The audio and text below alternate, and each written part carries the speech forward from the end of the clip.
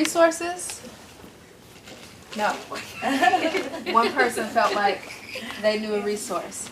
So that might be how it feels in the room with the student, right? You're like, I don't know what to tell you. But I want to hear from people. I want people to share out so you can hear what you might be able to tell a student. So, who had a resource that they could share with the larger group? Well, we focused on, I guess, what he said, like more like human connections, like students on campus that identify as Black lesbians. Not really institutionalized resources because we don't really think there were any, with the exception of the LGBTQ organization on campus. But aside from that, there wasn't really anything else.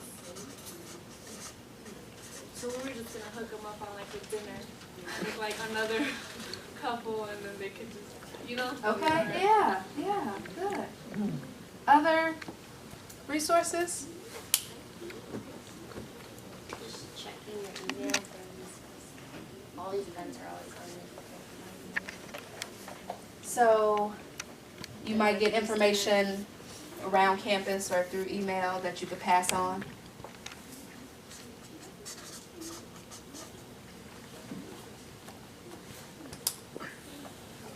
Other resources in the community?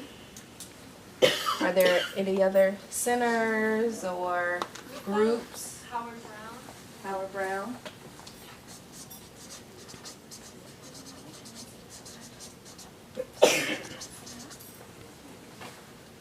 So it sounds like you're not aware of all the resources. And I'll admit I'm not aware of all the resources. But what it starts with is a desire to know more, a desire to get more information. And so these are a couple of ways to start, but I think the onus is kind of on you. Google LGBT in Chicago or LGBT groups, or there's online organizations, there's in-person organizations, but I think it's up to you to kind of look for those. And you touched on some of the things that I want to talk about that you can use. So there are campus resources that you can use, there are community resources, but the most important resource is you as another human being. Go ahead. Yeah, I was going to say, because as an advisor or as an instructor, like I have two students in one of my classes, and two lesbians, and in their journal entries, I find that they're having some struggles with that.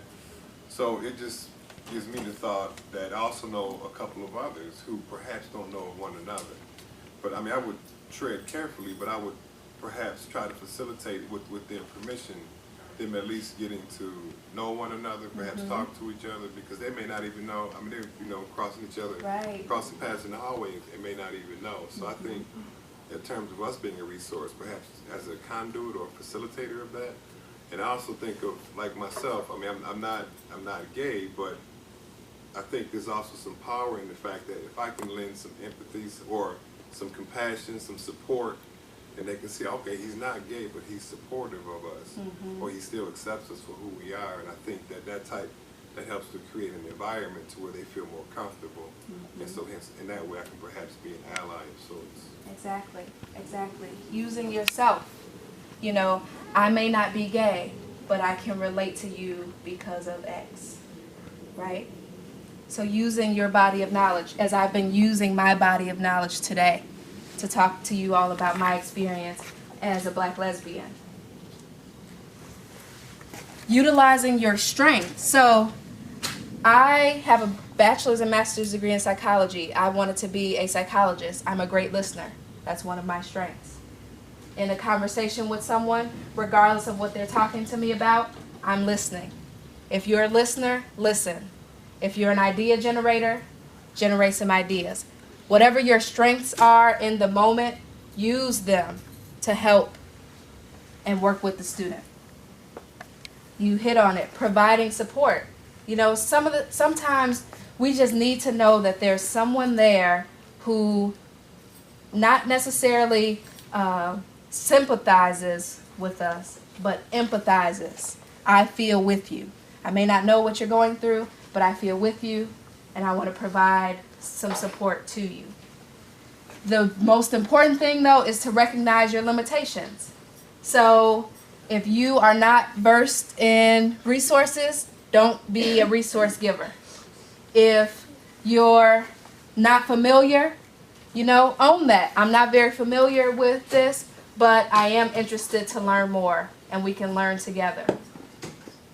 So recognizing your limitations. What other ways can you work with students moving forward, even if you don't have resources?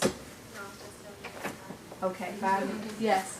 I think another way, an approach I'm trying to learn and trying to sort of understand at Northeastern as well is approaching it in a way where we have a lot more similarities than we think. And when you approach someone gay, I think it's to support their own personal values and to support their own sort of choice of sexuality, etc., right? But I think when we do approach it as a different kind, that in itself could put off all types of communities, not only communities of color, not only communities of religion, not only communities of gender and sexuality, but just the idea of, and I don't know if compassion is the right word, but sort of thinking through of also approaching it as just there is no difference, and sometimes when you approach communities of any specific subgroups, that in itself is a put off. That it's sort of like you rationalize things because they're black, or you rationalize things because they're gay, but just the idea of working with people specifically because they're people. And I think in moments of connectivity where they need a specific need, they have a specific issue, then we redirect them to an environment that's probably more prone to support that issue. But I think it's just working with somebody, it's kind of just the best approach is to approach it like just a student or another human being. I think another thing is, even if you don't have the resources or the knowledge base, it's very connected to what he's saying. Just using your skills as an administrator or based on your experience to understand what's going on in front of you. And I had a situation where I was working with two students that one was looking at law school, one was looking at grad school. They both were working on personal statements. So happened, both of them were lesbian. One was a Latina, one was black. And the black student was older. The Latina student was their traditional age. I came straight out of high school into college, now getting ready to move on. And when we started talking about personal statements, I always tell people, when you write that, number one, don't be afraid to talk about your ethnicity. Don't be afraid to talk about other challenges you face based on your identity. And so I found myself really encouraging her to talk about her path as far as being a lesbian and coming out and those kind of things. I did that with both. The Latina student was like, oh yeah. The black student who was older was like, no. And after I sat back and thought about it, I figured out she's not ready yet. And when I thought about the bigger picture, the Latina student came out to me. The black female never did, but I figured it out through what I call context clues based on our conversations. And so I had to step back and say, you need to recognize where she's at with this. Exactly. Because even though she's older and she's had other experiences as a black female, there are some things in reference to being a lesbian that's still challenging for her, and she may not be willing to share those kind of things yet. Yep. So that's another limitation, recognizing where people are and meeting them where they are. You don't want to drag them along. You want to meet them where they are and support them where they are.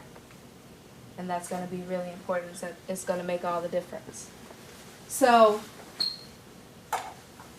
this is not something I want you to say out loud. It's something for you. What will you think about or do, maybe the same or different, after you leave here today? Hopefully you've gotten some good information that you can take back. I know I didn't give you a prescription, and if you came looking for a prescription, sorry. But I hope that I was able to show you some examples of how you can just be yourself in your interactions and how that can make a difference. Any final questions, comments, or concerns?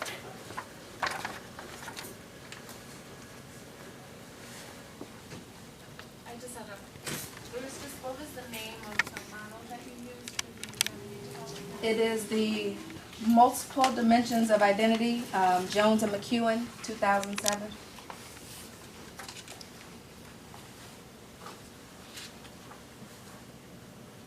So, I'm always trying to improve things, and you know, I hope that I gave you some good information. But if you don't mind, write down a question that you still have and leave it here.